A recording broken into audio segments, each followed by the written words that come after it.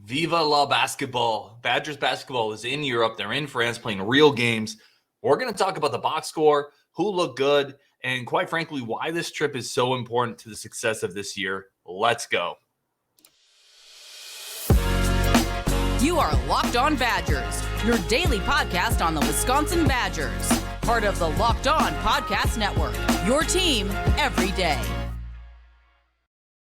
What is going on, my friends? I am your host of Locked On Badgers, Ryan Herrings. I want to thank you so much for tuning in to Locked On Badgers, making it one of your first listens every single day. This is where we cover your team every single day, and we are here for it. And big news, basketball has some really big things happening here that's getting lost a little bit with the football team fall camp. We know the season's starting pretty soon, but let's not lose sight of what's happening in Europe right now with the Badgers basketball team. So they're in France. They're playing real games. Now, real exhibition games, but real games against other teams. And let's first set the stage. What is this? If you haven't been following, if you're not sure, essentially every 4 years, the NC2A allows college basketball teams to take a foreign trip, go to Europe, go to New Zealand, go somewhere and play against foreign teams in exhibition formats. So the Badgers are in France. It's a 10-day trip. They left August 7th. They're going to get back August 17th. And like I said, they're going to play 4 games. Now, level of competition-wise, they're not playing, they're not playing the French national team. They're not going up against the high level of Euro basketball, but they're playing real teams. I would say probably equivalent to, low, mid-major Division I or high Division II type programs in the American scene. But it's really not about the wins and losses, right? This trip is not about going 4-0 and pummeling some French teams. It's about camaraderie, chemistry. As a former basketball coach myself, basketball is so much chemistry driven, so much camaraderie driven. You have to be so connected on the basketball court with everybody around you that getting opportunity to spend 10 days, the 10 days you've spent bonding in Europe, in France, they visited Omaha Beach, right? They're in Paris. Those 10 days are almost more beneficial to building that team chemistry than the 4 games they're going to play. But both sides of this are really important. Building that chemistry, having that connectivity is incredibly important for a basketball program. And a lot of the benefits you're going to see from this team are from this trip are intangible benefits. They're, teams that are really good. I heard a coach one time say, our chemistry is worth 6 to 8 points a game. And this coach was a Division II coach, national championship coach at the Division II level. But he said our team chemistry is worth 6 to 8 points per game because our players die for each other, right? And I think you get some of that stuff out of trips like this. Wisconsin's always been a culture-led team. And now when you give that culture more time to grow and to develop, I'm telling you, only good things are going to happen, right? So the camaraderie and just the culture building that can come from a trip like this is incredibly important. But let's also just talk about the basketball side. They're going to play 4 games. And in 4 games, this is a team that has a lot of players that are either brand new to the roster that need to play right away. They can't, some of the new guys, they can't wait for them. They have to be ready from the jump. And there's also 3 or 4 players, and we're going to talk about them, that need to take a giant jump up right away. Okay, so that's the other area where this year's trip is so well timed because they got dudes that have to play right away and haven't been in those roles before. So now they get 4 games where Tyler Wahl can experiment a little more leading the offense, right? It's not Jordan Davis can play a little bit more free. Chucky Hepburn, can he play with Kamari McGee, for example? Max Klesmit, is he ready to go right away? The coaching staff can play around with rotations and not have to worry about winning the game right away. So, it's this chemistry aspect of it, but it's also 4 games where a lot of players that really do need to step up into bigger roles or acclimate themselves to these new teammates.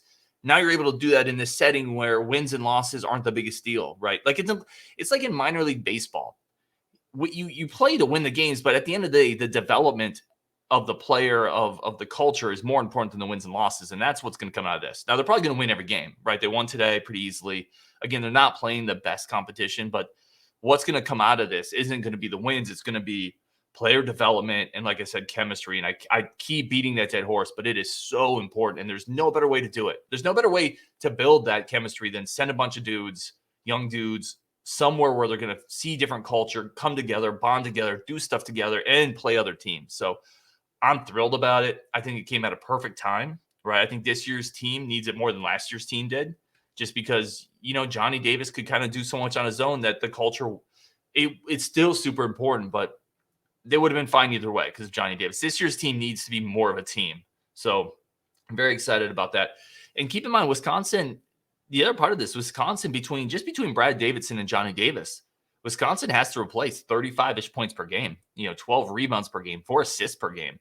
That's what those two studs gave you. So big shoes to fill, and this is the first opportunity to start filling those. Let's talk a little bit about who started. There's obviously Chucky Hepburn started, Tyler Wahl started, Stephen Crowl started. None of those are surprises. Max Klesmit, the transfer, started. Not really a surprise either. Everyone has kind of penciled him in there, but he was in the starting lineup. And then Jordan Davis was the other starter, which I found interesting. Now, Jacoby Neath, right, who could also be a starter in that wing spot, didn't play. He's still nicked up. So Jordan Davis was there. Big year for Jordan Davis. It's nice to see him in the starting lineup, obviously sliding into a spot partially vacated by his twin brother off to the NBA. So that's the starting five.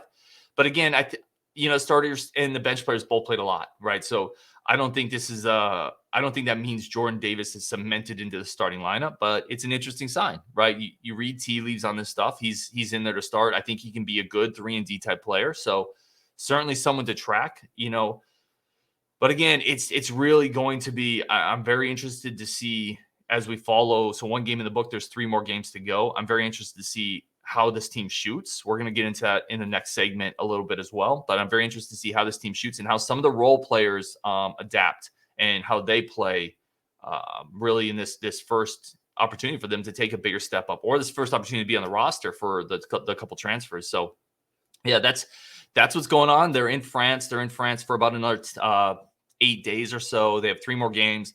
We're going to keep everybody up to date as those games happen, as we get box scores. This game wasn't streamed. I'm hoping the other ones are, so we can really get into it, dig into it, maybe even post some clips on Twitter. But we do have a box score. We're going to get into that next on Locked On Badgers. Who look good? Who are we excited about?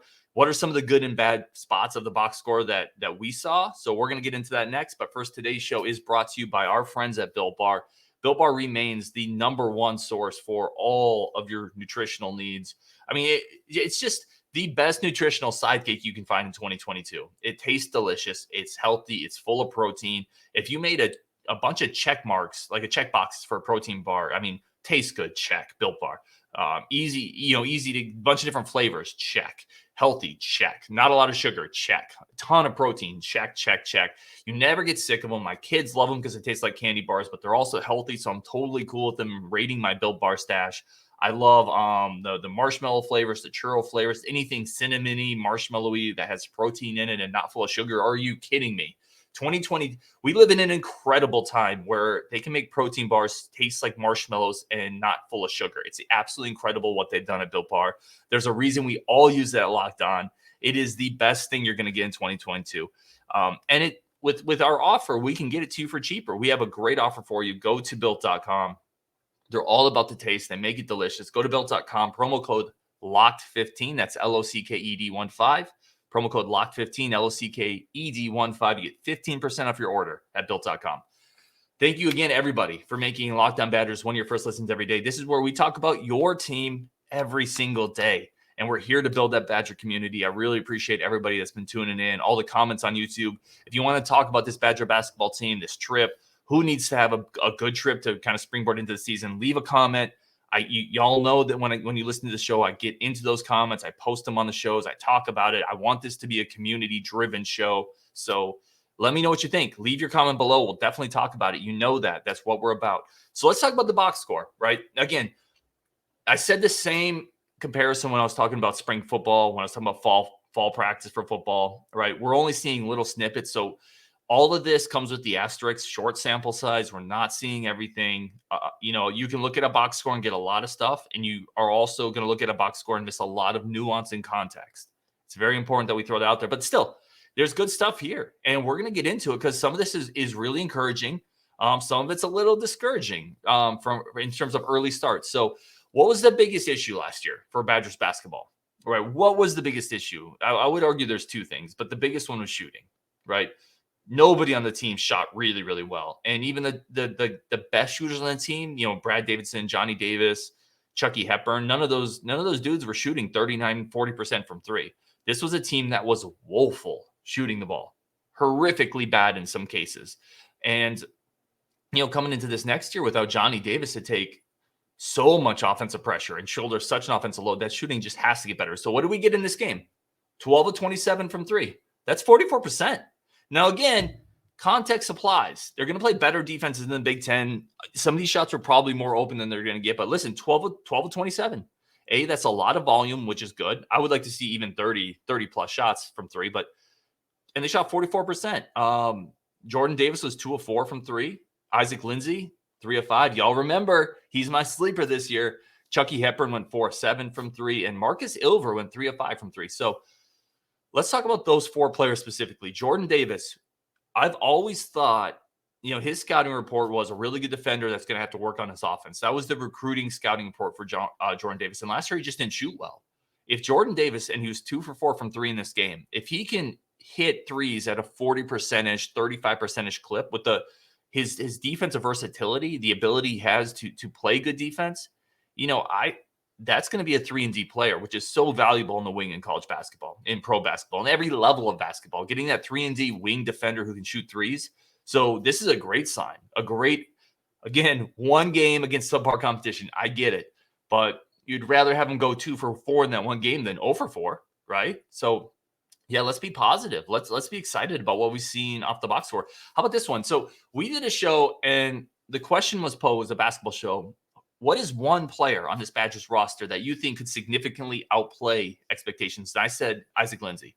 If we're looking for a sleeper, it's going to be Isaac Lindsey because he's a scholarship dude coming off an injury last year, but he has enough size and a really good shooting for him. He went 3 for 5 from three. I'm telling y'all right now, I think Lindsey's going to play. I think Isaac Lindsey's going to play. It may not be a ton, but I think he's going to be a shooter off the bench that has a little bit of toughness. I think he's absolutely going to play. So seeing him go 3, and I thought this before this game. It's not like I saw this box score, he went 3 for 5, and I said, Isaac Lindsey. No, I've been on this train for a minute now. He went 3 for 5 in this game. I'm continue to be excited. Low key, again, I don't think he's going to come in and score 15. I don't even think he's going to come in and score 10, but I think he could be a 5 to 8-ish scorer, banging a couple threes a game. And if he can do that off the bench, that's super valuable, right? Considering what we thought we were maybe getting from him, considering what we got from the bench last year, I think he can fit that role. I'm really excited for it. Chucky Hepburn, like I said, went 4 of 7. No big shock there. I think he can shoot it really well. At times, he struggles creating separation, so I think against bigger, longer Big Ten defenders, that's where the issue with Chucky Hepburn's going to be. But open shots, he can hit big ones in big moments. We definitely remember, those games. So, him going 4 for 7 is a good sign. And then let's get to Markus Illver, right? Markus Illver going 3 for 5. He's another guy. When I had Justin Joka on the show, we talked about Illver. And Illver is a guy who has all the athletic tools. He really is that springy forward who can guard a bunch of spots and should be able to shoot it. And he just couldn't play last year. He couldn't find his way onto the court. Him going 3 for 5 in this game is a good sign. Again, let's not overreact. Let's not underreact, but let's react, right? So all that stuff's good. I also wanted to point out Tyler Wahl, who shot really bad last year, didn't shoot a 3 in this game. Honestly, I've kind of past the point where I think he's ever going to become a good 3-point shooter, right? It's hard for players. It's not often that you see players really develop into good shooters after being horrific shooters, right? So I don't expect Tyler Wahl to develop. In that case, I'd rather him just not shoot threes. It becomes the Ethan Happ role, where as much as it would help his game if he could bang threes, him shooting 22% hurts the offense. So he didn't shoot one. Let's talk about what else we saw from the box score. Some other interesting things. Steven Crowl led the team with 13 points. This is going to be a really big year for Steven. We talked about it last year, and there were so many moments where I don't want to say disengaged, but it felt like he was floating in and out of wanting to be aggressive offensively. And I think some of that was having Jordan Davis and Brad Davidson on the team, right? Those are 2 alphas, 2 players who are high usage guys, who dribble a lot, who take a decent amount of shots. Crowl needs to be more aggressive this year. He has to be more aggressive. So seeing him lead the team is definitely a good sign.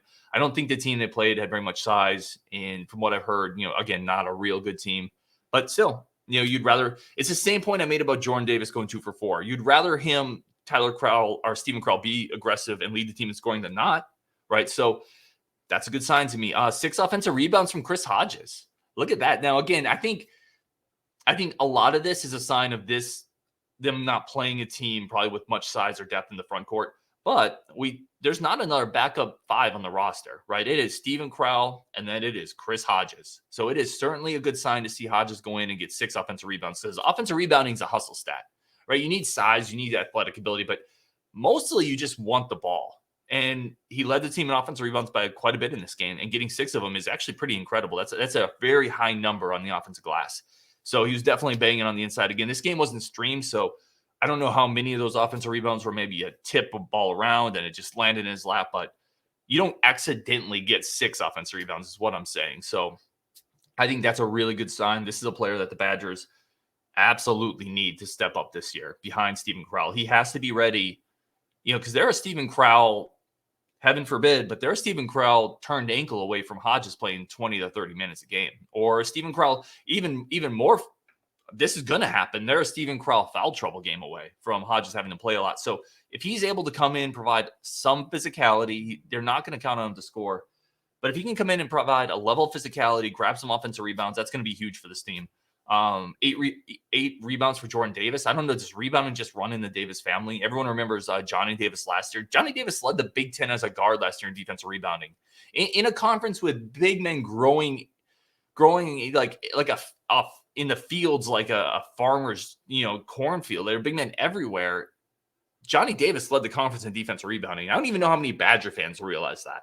So his brother in this game, Jordan Davis, 8 rebounds. So I don't know if it just runs in that family. There's probably there's an element to rebounding that is just straight competitive fire. And I think clearly the Davises probably both have that. So that was nice to see. I want to talk a little bit about the starters. So this was a game where the starters and the backups, really 1 through 10, they all played about 20 minutes, right? I mentioned the starters, Hepburn, Wahl, Max Klesmit, Steven Crowl, and Jordan Davis. They all played about 20 minutes, and they had a plus or minus of about 25, which means while those starters were in the lineup, they dominated. They absolutely dominated. But the reserves, they gave a lot of that away. They had a plus minus in the negatives. And that was, again, a problem. So this is where we get into some of the potential red flags from this box score. If we're just looking at the box score in black and white, one of the issues of last year's team was the depth. It was the bench not being able to come in and either hold leads or extend leads. So it's not super encouraging to see. Again, I'm not worried about it. I'm not throwing up the red flag sign, but it's not super encouraging to see the bench come in against a subpar team and not extend the lead. But the starters dominated, which is always a good sign. And the last one I want to talk about was the 2 transfers. Max Klesmit came in, 2 points, 2 boards, 2 assists. Didn't shoot a lot. I don't know. Without seeing the game, it's really hard to say what happened, why he didn't shoot a lot. But that was Klesmit coming in as a starting shooting guard. And then Kamari McGee, a player I'm pretty high on, at least high on relative to what expectations are. He's the freshman transfer from UW Green Bay. 6 points, shot quite a bit. I think he went 3 out of 10. So he got a lot of shots up. 1 rebound, 1 assist, 4 turnovers.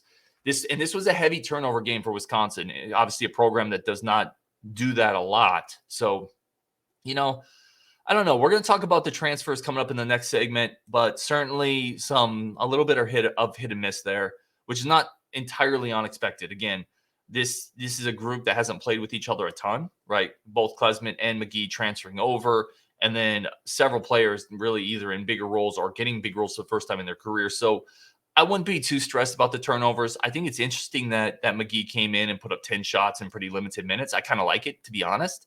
I think McGee can be a bit of a spark plug player coming off the bench. And, kind of like if you follow the NBA, the Badgers don't typically have a dude like this. But in the NBA, like a Jordan Clarkson, like Jordan Poole, early career Isaiah Thomas, not as good as any of those players. Be very mindful of what I'm saying. But like the type of player who can come off the bench and go flamethrower for 5 or 10 minutes and just get a bunch of shots up. And I think Kamari McGee could kind of be that type of jitterbug, come off the bench, score in bunches player. But obviously 4 turnovers, the red flag there. Coming up, that's a box score. Again, really, really good to see 44% 3-point shooting. Really good to see Markus Illver shoot well, Crowl be aggressive, Jordan Davis rebound, Chris Hodges with 6 offensive rebounds. Those are all really, really good signs. A little maybe not so great signs with the bench, the second unit not playing really well overall, and a little bit of a turnover bug for the Badgers and for Kamari McGee in particular.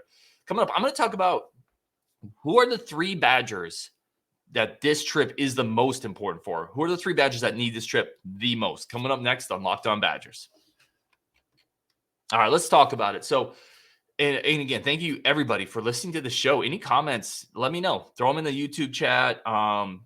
If you want to, we'll definitely discuss them on the show. I try to always bring your comments and your thoughts into the show, and I love doing that because what we're trying to do is build the community. We're here to talk about your team every single day on Locked On Badgers. So I really appreciate you making this one of your first listens. Let's talk about, in my opinion, the 3 players that this trip is most important for. Again, I think 2 of them are probably pretty obvious, or maybe not. And in the comments below, let me know if you disagree with me. Who are the players that need this trip the most in your opinion? I'm going to start here with Max Klesmit.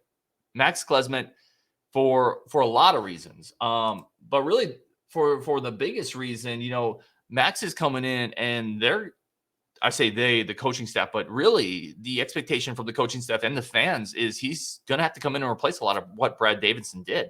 Now, he can't replace everything Brad Davidson did, right? Brad Davidson had played a ton of basketball up to last year, and nobody can fully replace the leadership and the heart and the defensive just sheer give a crap that Brad Davidson has, right? That's unique and that's special, and that's something that's inherent to what he is and what makes him tick. But Klesmit is going to have to come in and play 30-ish minutes at that 2 spot. He's going to have to guard tough matchups. He's going to have to hit shots. He's going to have to handle the ball. And in big moments, he's going to have to make some plays for the Badgers. So, that's why this trip really for Klesmit is such a big deal. He needs to step into that role to show that he can hit shots, to show that he can be a 3rd or 4th option offensively. If Crowl's on the floor or if Tyler Wahl's struggling, the team is going to look to Klesmit to get some buckets. And this is really a great opportunity. Again, I mentioned in the first segment, having this 4-game stretch where they can really work out some kinks, really work out some potential issues, rotations, and get a feel for each other is so huge for the transfers, right? And specifically for Klesmit, who's going to be, no disrespect to Kamari McGee, but Klesmit's going to be asked to shoulder a big load this year. And it's a big step up for him, coming in from a mid-major program to the Big Ten, and not just coming to the Big Ten, but to the Big Ten with the expectations to step in as the starting 2 guard for a defending Big Ten regular season championship basketball program. Like, that's a big jump for anybody. So this trip to France and this chance to play 4 games with a bunch of new teammates is enormous for what should be, I think, a pretty good season for Max Klesmit. But yeah, this trip is huge for him. And let's just lump in the other transfers. So I said there's 3 players I think this trip is gigantic for. Kamari McGee's the other. He's the other transfer. I talked about McGee a little bit in his ability to what I think be a kind of spark plug scorer. So McGee, it's interesting, right? He was on a terrible team last year, UW Green Bay. They won 4 games. I think it was 4 games. And he was asked to shoulder a pretty big load, basically the 1st or 2nd best offensive player on that team. And now he's going to come into a role where, quite frankly, he's probably the 7th option offensively. And that's a huge adjustment. He's not only changing roles, but what the team is asking out of him is drastically different than what his team asked out of him last year. And there's a massive step up in competition. So I think this trip is incredibly important for all those reasons, right? There's a ton of adjustments for Kamari McGee to make. New team, new role. He's not going to be starting. He's going to be coming off the bench. I think he's going to be asked to be kind of a spark plug guy. I think he's going to be asked to be a little more efficient than he was last year. He has to take care of the ball a little bit better, right? The reins are going to be tighter. So I just think there's a ton of adjustment here. I really like the player. I like the game. I like the fact that he gives Wisconsin something a little different, right? This is another one. Justin and I talked about this on a show. How many really quick, smaller guards has Wisconsin had? I mean, I'll wait. Think of him in your head if you can. It's not been a staple of Wisconsin's program for a while. So McGee gives us something like that. He gives us a little bit of an athletic burst, like a little bit of spark plug there. But he's going to have to learn how to when and where to use that. Because Wisconsin's not a team that does a lot of freelancing. They're not going to want to run a lot. So he's going to have to pick his moments. And I think these 4 games here where he can pick his moments without really I don't want to say without consequence, right? Because Greg Gard, trust me, Greg Gard is not over there saying, throw the ball behind your back, do whatever you want. No consequences. These games don't matter. These games matter very much in terms of development. But I think he's going to be able to try some things and not get yanked out of a game. So I think it's a big trip for Kamari McGee for different reasons than Max Klesmit, but both big trips. And the last one is Markus Illver. So I've talked at length with Illver a couple times. I've talked about Illver with Dylan Graff. I've talked about Illver with Justin Joka. Illver is, if Wisconsin has a really good year this year, if they're going to make a big jump, not a big jump, they won a share of the Big Ten title last year, but if they're going to maintain that level, right, Illver, in my opinion, has to make a gigantic jump and be one of the top 8 players on the team. He's one of the only players on the team that has that combination of size, athletic ability, and shooting ability at the wing that basketball, that coaches, that systems really covet now. You know, he can go up and get a ball, right? He can lead a break in transition. He's athletic in space. He can shoot threes. He's got enough size to guard 2 through 5. I mean, small fives, 2 through 4. But he just couldn't play last year. He could never get on the court, and he can never get on the court with a short bench. It caused a lot of red flags. People were really curious why this player who, you know, when we're watching film of Markus Illver, he looks like the prototype for modern basketball, right? Positionless basketball, a guy who can do a lot of things, play inside, outside, shoot, has size, athletic ability. So that's why it's really nice to see him go 3 for 5 from 3 this game. He needs to play this year. He needs to give the Badgers some of that athletic punch, you know, and I don't know how much Jacoby Neath didn't play in this game. And again, we're just looking at one box score from one game and one exhibition trip, right? So I don't want to take too much out of this, but I'm definitely encouraged by Kamari McGee getting up shots, by Markus Illver hitting threes. You know, Max Klesmit didn't have a big game, but, you know, obviously we know what the expectations are going to be there for him this year. So, yeah, that's the trip today. I'm very encouraged by what we saw in the box score. Obviously, the shooting is the very first thing I look for, and it's the very first thing that stood out to me, 44% from 3. And then I went right to the 2 transfers, and then I went to Markus Illver. So we're going to keep following this, guys. The Badgers have 3 more games coming up on this French trip. Hopefully, some of those are streamed. If they are, we're going to really dive into it. But no matter what, we're going to have all your basketball coverage here on Locked On Badgers and a bunch more football stuff coming up, obviously, as fall camp is really grinding through. I hope everyone sticks with us. Really do appreciate you coming on board, where we talk about your team every single day. Thank you so much for making this one of your first listens, and look out for really more content coming up this entire week as both these seasons are really, really approaching quickly. Thank you so much, and on Wisconsin.